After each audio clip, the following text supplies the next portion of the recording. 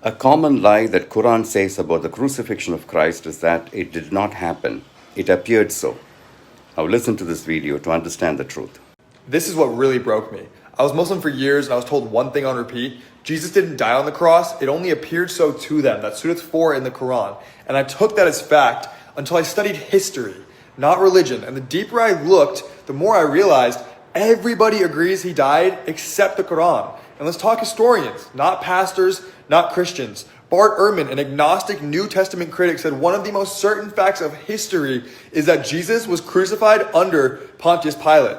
Gerd Ludemann, an atheist New Testament scholar, said Jesus' death by crucifixion is indisputable. John Dominic Crossan, an agnostic liberal scholar, said the crucifixion of Jesus is as sure as anything historical can ever be. These aren't believers. They're academics and scholars that I was using to dethrone my Christian friends in debates, but I didn't know they all agree on one thing. Jesus did die on the cross. The Quran was written 600 years later by a man who never met Jesus, never saw the cross, and never quoted an eyewitness. And somehow, he's the only one who disagrees. There's more historical evidence for the crucifixion than for the lives of most Roman emperors. But Islam says it appeared so, period.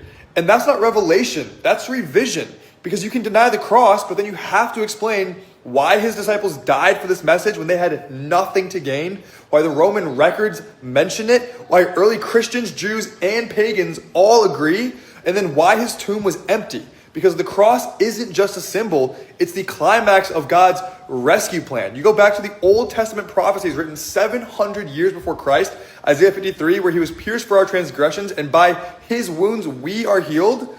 And so, yeah, I believed the Quran until history made it impossible to, until the scholars backed the scriptures, and until I saw that every voice in history pointed to one hill, the cross, for one king. And now, I don't just believe Jesus died, I believed he died for me, and this has to be the core of an ex-Muslim revival.